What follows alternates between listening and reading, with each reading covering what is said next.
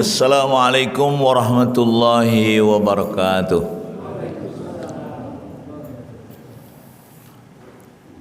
Memanfaatkan Ahad pagi untuk kuliah subuh itu bahkan di rutin ya. Setiap Ahad pagi itu boleh nggak? Bid'ah nggak? Nggak ya? Masa tiap Ahad pagi kuliah subuh nggak ada dari sononya gitu. Memanfaatkan satu Syawal untuk bermaaf-maafan boleh gak?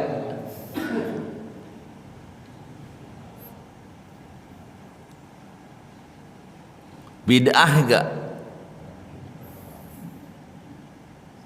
Gak ada dari sononya. Gak ada kan? Bahkan ini hanya budaya positif di Indonesia ya. Saling bermaaf-maafan. Gak ada itu dalam masa hari Lebaran, Idul Fitri bermaaf-maafan gak ada. Tapi memanfaatkannya untuk kebaikan, ya kenapa tidak?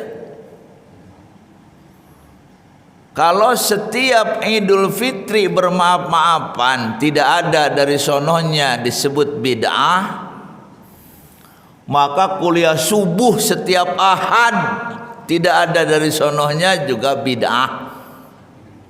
Gitu. Makanya ada bahasa, ini juga bahasa dari mana? Yang jelas kita ambil hikmahnya saja, manfaat. Minal aidin, jangan salah nyebutnya. Minal aidin pakai D.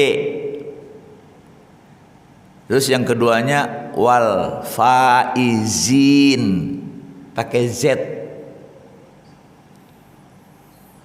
Minal aidin itu doa. Semoga termasuk orang-orang yang kembali artinya. Ada dua makna. Ada ya'idu aidun. Ada ya'udu ud, sama. Artinya kembali. Kembali ke mana? Kembali kepada fitrah, kesucian. Itu makna pertama. Jangan disalahkan. Karena secara etimologi, secara bahasa benar. Ada ya'udu artinya kembali, fitrah, fitri itu artinya kesucian. Jadi berharap semua kaum muslimin setelah Ramadan itu kembali kepada kesucian, karena sesuai dengan yang dijanjikan Rasulullah, diampuni dosanya, dilipat gandakan pahala kebaikannya. Sehingga di satu Syawal Rasulullah sempat berilustrasi dengan sesuatu yang indah, kayaumin waladathu ummuh, bagaikan seorang bayi yang baru dilahirkan. Itu harapan boleh-boleh saja.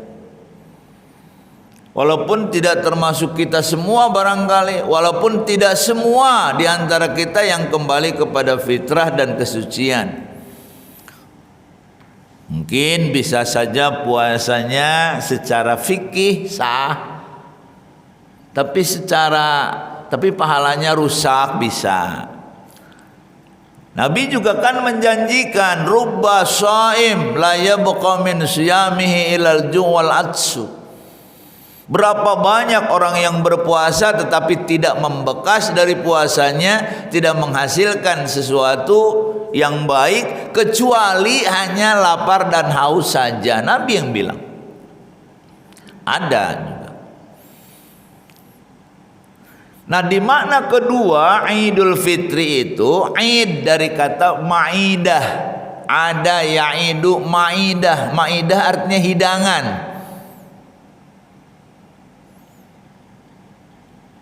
Al-Fitri untuk futur.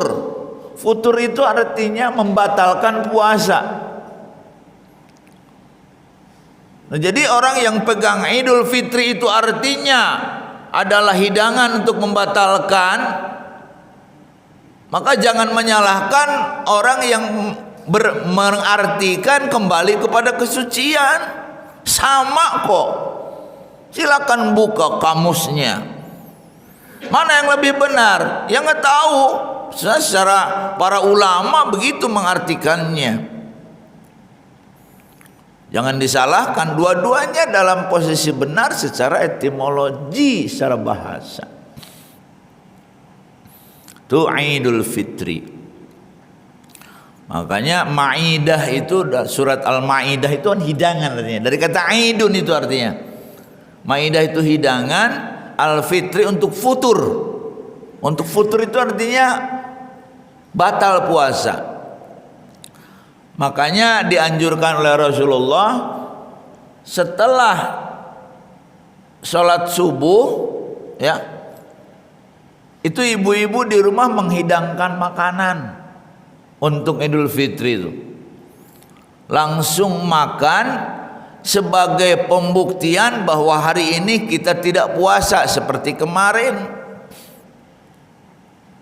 Berbeda dengan Idul Adha, yaitu hidangan setelah duha. Itu arti yang ganda artinya ya. Nah, jadi nanti makannya itu kalau Idul Adha itu setelah sholat gitu.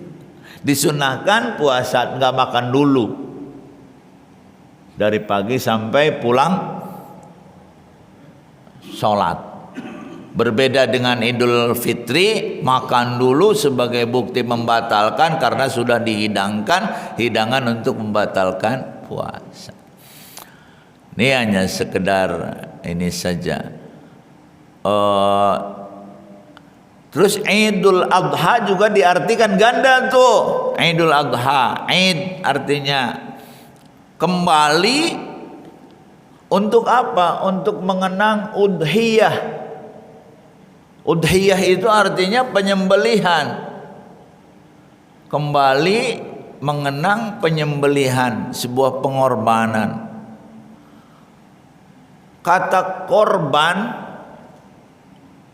yang sudah diadopsi oleh bahasa Indonesia itu sebetulnya asalnya itu bahasa Arab.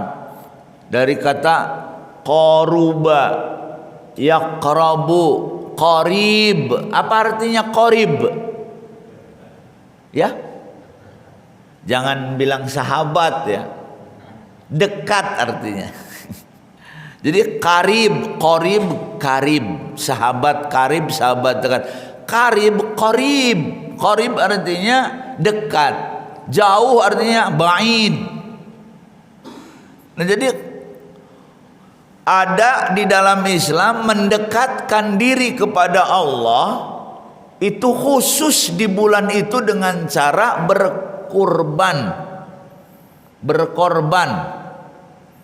Yang korban itu sendiri artinya dari kata qaruba yaqrabu, kurban. Kurbanun itu artinya proses mendekatkan diri kita kepada Allah. Ini yang sedang viral di media sosial, yang satu sama lain jadi menyalahkan, maka setelah diterangkan secara bahasa kan nanti tidak lagi akan ada kesalahpahaman. Maklum kan bangsa Indonesia ini mudah diprovokasi, mudah diadu domba, mudah dipengaruhi gitu. Hanya belakangan ini juga hati-hati. Jangan sampai ada masyarakat muslim yang terkena adu dombanya orang-orang Yahudi, yang mereka berupaya untuk memperseterukan antara ras tertentu dengan ras yang lainnya, pemahaman tertentu dengan pemahaman lainnya, Islam aliran ini dengan aliran Islam itu diperseterukan, dipertengkarkan.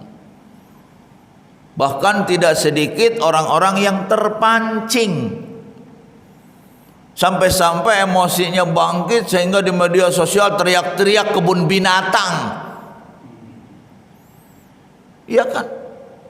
Hati-hati, jangan sampai. Gak ada Islam memperuncing permasalahan seperti itu. Walaupun ada, caranya nggak gitu. Jangan-jangan nih yang keluar kebun binatang ini jangan-jangan justru yang terpancing, dan itulah yang dikehendaki oleh komunisme. Jangan.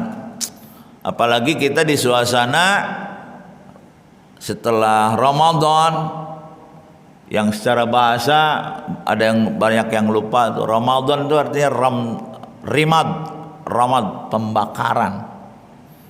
Pembakaran apa sih? Kok artinya pembakaran ya? Pembakaran itu kan angus. Apa yang angus? Dosanya. Bahkan badan kita saja Pak, itu oleh puasa dibakar. Kolesterolnya dibakar, asam uratnya dibakar, gula darahnya dibakar. Terasa nggak kalau di bulan puasa orang merasa sehat? Digerogotin. Makanya itu puasa itu sesuatu yang menjadi satu kebutuhan bagi orang-orang yang sudah paham. Nah, jadi gini Pak, segala sesuatu juga itu bisa dilihat dari 3 perspektif ya. Kenapa bisa dipandang secara luas? Karena memang melihatnya secara holistik, atau mungkin bahasa hari ini ya, bahasa keren ini, helicopter view. Jadi kayak helikopter, memandangnya itu ke bawah secara luas. Jadi segala sesuatu kalau dipandang secara multidimensional alias luas, maka enak mandangnya, nggak kepentok-pentok, karena berada di posisi atas. Atau eagle view. Eagle itu artinya apa? Burung apa tuh? Elang. Eagle ya. Eagle view. Burung elang itu kenapa memandangnya begitu fokus, begitu hebat? Karena memang berada di posisi atas. Ya. Kayak helikopter juga kan bisa berhenti di atas itu sehingga memandang begitu luas. Makanya dibahasakan secara cara memandang sesuatu secara holistik. Itu Pak, puasa tuh luar biasa. Dari segi kesehatan, dari segi kerohanian, dari segi ibadah, dari segi syariah, luar biasa. Makanya Nabi membagi puasa dengan 3 tahapan tuh ya. Yang pertama puasa saumul awam. Jadi awam itu bukan bahasa Indonesia, bahasa Arab. Awam dari kata umum. Awam, umum. Lah umumnya orang puasa ya udah tidak makan, tidak minum, dan bagaimana caranya supaya tidak berasa lapar dan tidak berasa haus. Makanya ada orang yang selama puasa tidur terus. Ada kan? ataupun main HP terus supaya tidak terasa puasanya. Lah, itu awam. Karena di tingkatan awam, di tingkatan umum itu mereka hanya sebatas melaksanakan kewajiban secara terpaksa dan menggugurkan kewajiban. Berbeda dengan di tahapan berikutnya, saumul khusus. Saumul khusus kata Nabi adalah sedikit khusus. Karena apa? Karena di sini emosinya terlibat. Jadi di emotional quotient. Emotional quotient itu berada di atas intellectual quotient. Jadi meningkat di emotional quotient kata Ari Ginanjar, emosinya terlibat. Contoh, kalau puasa dirasakan laparnya, dirasakan hausnya, tapi tetap dalam posisi beraktivitas, tetap. Bahkan di situ bagusnya adalah ada pembakaran, sehingga zat-zat yang ada dalam tubuh yang tidak dibutuhkan itu digerogoti oleh puasa karena memang nggak ada makanan kan, sehingga disitulah proses detoksinasi, proses pengeluaran racun secara hebat-hebatan, Pak. Makanya orang di zona emotional quotient menjadikan puasa bukan lagi kewajiban, bukan lagi keterpaksaan, tapi sudah menjadi sebuah kebutuhan. Dia melaksanakannya secara faham, sadar, menikmatinya. Karena apa? Karena dia sudah mengerti tujuan dari puasa itu sendiri. Pak, ini pandangan umum ya, bahasa umum. Sesuatu yang kita kerjakan tapi tidak tahu tujuannya, itu akan lebih beban daripada orang yang mengerjakan sesuatu tapi tahu tujuannya. Faham ini ya. Nah, itu di emotional quotient. Maka dia tidak akan tidur terus. Maka dia tidak akan main HP terus. Dia manfaatkan untuk hal-hal yang supaya benar-benar secara ruhiyah puasanya nikmat. Jangan salah loh Pak, sujud aja nikmat loh. Jangan salah. Lapar dan haus biarin, nikmat itu. Makanya dilibatkan emosi, makanya ada emotional quotient. Nah, ternyata kata Nabi di puncaknya adalah saumu khususil khusus. Jadi bahasa Nabi. Apa saumu khususil khusus? Yang khusus lebih khusus lagi, mereka berada di spiritual quotient. Artinya apa? Mereka sudah benar-benar merasakan bagaimana manfaat dari yang dia kerjakan. Sudah mampu memetik hasil dari yang dia kerjakan, sehingga mengerjakannya dengan penuh kenikmatan. Ya, jangan sampailah kita termasuk orang-orang yang setelah puasa sama seperti orang yang belum puasa di bulan Ramadan. Enggak sama. Tadi kan prosesnya sudah lipat ganda amal kebaikan, sudah diampuni dosanya, sudah berada di Syawal. Nah, secara bahasa Syawal artinya apa? Apa? Bukan. Syawal itu tarqiyah. Tarqiyah itu Syawal yusawli taswil, itu artinya peningkatan. Berarti berada di peningkatan lebih atas, lebih atas, lebih atas. Kalau orang lebih atas enak mandang segala sesuatu, nggak bakal bertengkar. Orang yang hari ini bertengkar, itu tandanya orang itu ada di bawah. Karena apa? Kepentok-pentok. Orang di bawah kehalang dinding, kehalang bangunan, kehalang pabrik, kehalang. Tapi kalau dari atas enggak. Makanya enggak bakal bertengkar. Karena mungkin posisinya berada.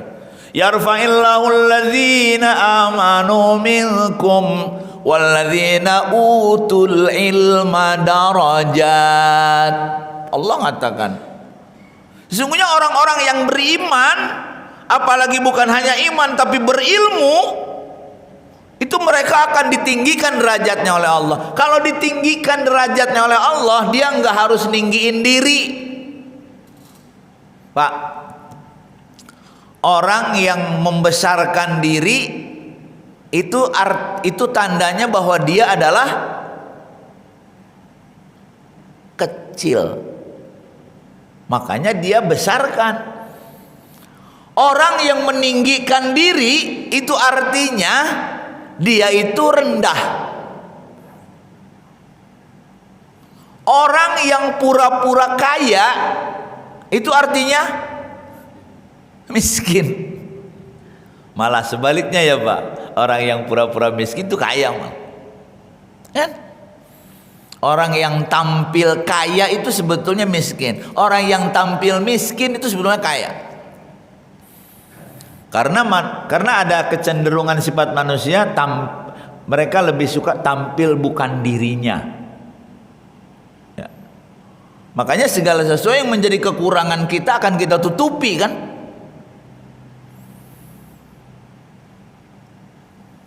Contohnya pundaknya turun pundaknya ini.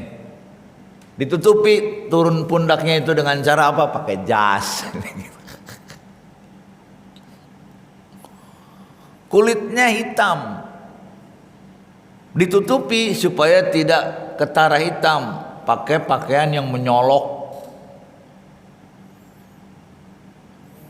Orangnya pendek, ditutupi kependekannya dengan cara beli sendal yang agak tebal, tinggi. Itu sudah menjadi fitrah manusia, cenderung tampil bukan dirinya. Padahal yang bahagia itu adalah orang yang tampil apa adanya. Ya inilah aku. Nih zaman ibu-ibu nih, zaman skincare sekarang itu ya. Wajahnya itu diperhalus, diperlicin dengan cara apa? Memakai satu zat yang mampu mengelupaskan kulit ari luar sehingga apa? Kinclong. Apalagi bahasanya? Bukan kinclong apa? Glowing. Glowing. Memang Pak, cuma larangannya ada. Contohnya tidak boleh kena sinar matahari. Larangannya apalagi? Tidak boleh tidak punya duit. Soalnya dia akan kontinuitasnya harus dijaga itu perawatan. Enggak terjaga, wah udah rusak, makin rusak daripada sebelumnya. Itu bukti bahwa manusia itu cenderung tampil bukan dirinya. Gitu, glowing. Padahal tanya suaminya, lebih tertarik sama istrinya yang glowing apa lebih tertarik sama pembantunya? Nih Pak, nih maaf ya. Ternyata inner beauty, kecantikan dari dalam itu jauh lebih menarik. Nih contoh. Memang wajahnya, parasnya cantik. Badannya bagus, bajunya mahal, sifatnya jelek, itu pasti nyebelin. Malah orang lebih merindukan, ngangenin tuh orang yang sederhana tapi sifatnya baik. Tuh kita di belajar Islam di hakikat ya. Bukan hanya di syariat, bukan hanya di tarekat, tapi belajar di hakikat. Bukan hanya belajar di awam, bukan hanya belajar di khusus, tapi belajar di khususil khusus. Bukan hanya belajar di intelektual quotient, bukan hanya belajar di emosional quotient, tapi belajar di spiritual quotient, pemaknaan.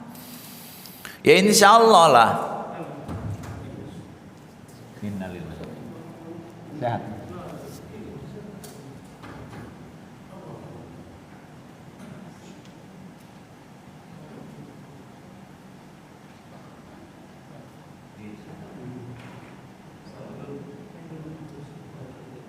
Sedikit lagi untuk memahami saum kita secara hakiki ya. Setidaknya dipetik hasil dari puasa menjadi memetik buah yang pertama yaitu kejujuran. Insya Allah Bapak Ibu sekalian, setelah Syawal ini kita akan menjadi pribadi-pribadi yang jujur. Cuma ada masalah nih. Orang yang belum bisa jujur terhadap diri sendiri, maka dia tidak akan bisa jujur terhadap istrinya, tidak akan bisa jujur terhadap anaknya, tidak akan bisa jujur terhadap yang lainnya. Makanya puasa mendidik kita untuk minimalnya bisa jujur dulu terhadap diri sendiri. Inilah aku yang tidak akan terlapisi oleh apapun. Saya adalah hamba Allah. Saya adalah makhluk Allah yang bahagia dalam ridha Allah. Tidak ada rekayasa, tidak ada lapisan, tidak ada kepura-puraan, tidak ada kamuflase. Itu kejujuran buah dari puasa. Yang kedua adalah keikhlasan. Yang ketiga adalah kesabaran. Terbukti Bapak Ibu, tidak jujur orang nggak bisa puasa. Tidak ikhlas orang nggak bisa puasa. Tidak sabar orang nggak bisa puasa. Makanya jujur, ikhlas dan sabar itu akan berkumpul pada pribadi-pribadi orang yang berpuasa, sehingga nanti di 11 bulan yang akan datang kita akan menjadi pribadi yang kayak kepompong baru, menetas baru. Waduh, luar biasa. Semoga tidak dikotori lagi sampai Ramadan yang akan datang, karena tidak ada jaminan kita bisa bertemu lagi dengan Ramadan di tahun yang akan datang. Ditambah lagi dengan budaya positif maaf-maafan. Ini tadi ya ayatnya sama Bapak tadi dibacakan, Inna lillahi wa inna ilaihi rajiun. Udah tahu Pak, ayat itu adalah ayat mudik. Ayat mudik ya. Jangan bid'ahkan dulu mudik, ntar dibid'ahkan lagi mudik. Jadi kalau tadi manusia cenderung tampil bukan dirinya, itu sudah menjadi sifat. Dan yang positifnya manusia juga cenderung untuk ingin bertemu dengan anggota keluarga. Itu dijanjikan oleh Allah dalam Al-Quran, wa yanqalibu ila ahlihi masrura. Hanya di surga saja kita akan bisa kembali berkumpul dengan anggota keluarga kita tercinta dalam keadaan bergembira. Pak, Ibu, kalau kita ke surga, kita akan bertemu dengan ayah kita.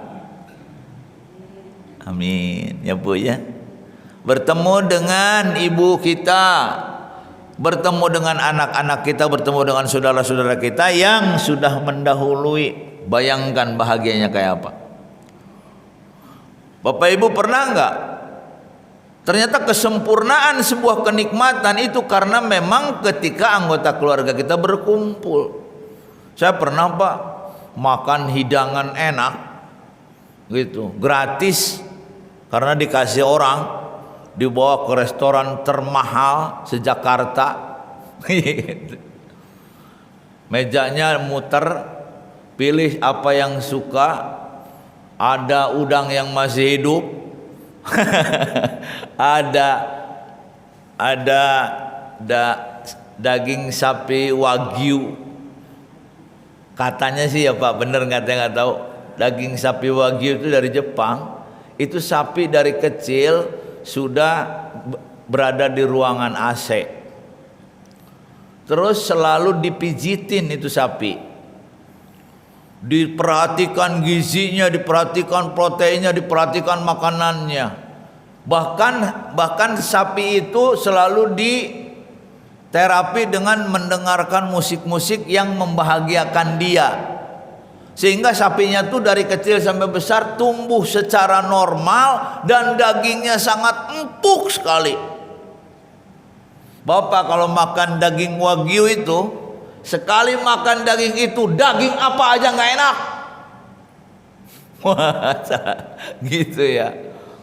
Nah, ketika kita mau makan makanan yang enak itu, Pak, tiba-tiba di kerongkongan, sek, tiba-tiba nggak enak itu di makanan. Kenapa? Duh, saya ingat istriku. Duh, saya ingat anakku yang lapar. Duh, nah itu kan. Ini satu pembuktian bahwa ternyata benar apa yang dijanjikan oleh Allah dalam Al-Quran yang qalib ila ahli masrura. Ternyata surga itu adalah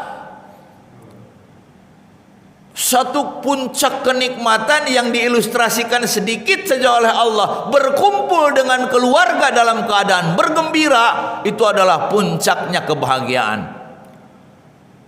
Sungguh kebahagiaan kita tidak sempurna kalau memang anggota keluarga kita nggak kumpul. Makanya nih yang lagi macet-macetan di jalan nih hari ini, puncaknya arus balik, doakan mudah-mudahan selamat.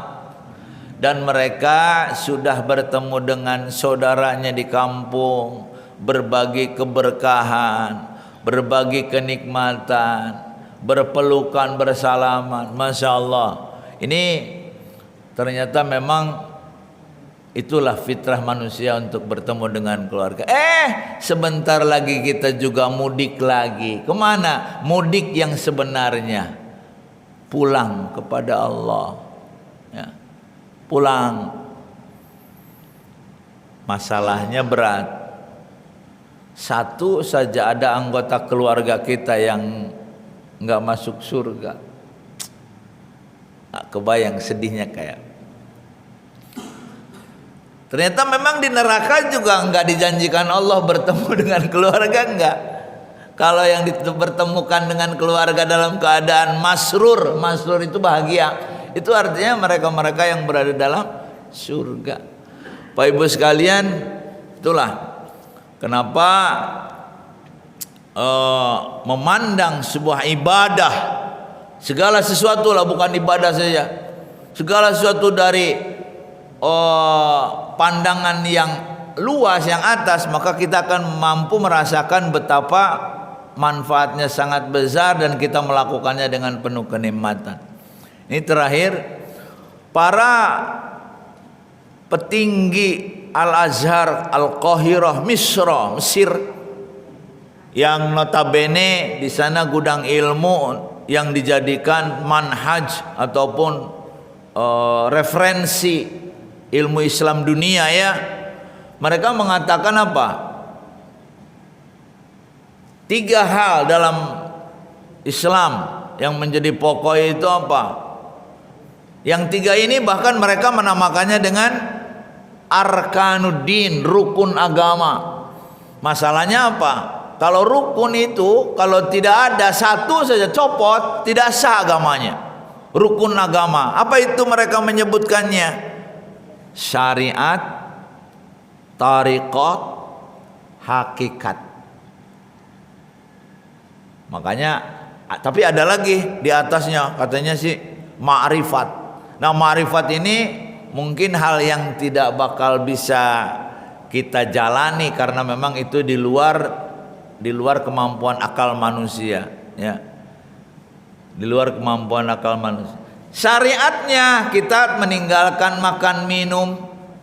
Hakikatnya kita laksanakan, tarikatnya kita laksanakan penuh dengan kekhusyuan. Sholat aja, Pak. Hafizun, dia menjaga sholatnya. Walaupun tidak hafal bacaannya, walaupun tidak ngerti artinya, tolong tingkatkan kepada khusyi'un, khusyuk dalam sholatnya. Kalau orang bisa khusyuk dalam sholatnya, insya Allah bisa khusyuk dalam kerjanya.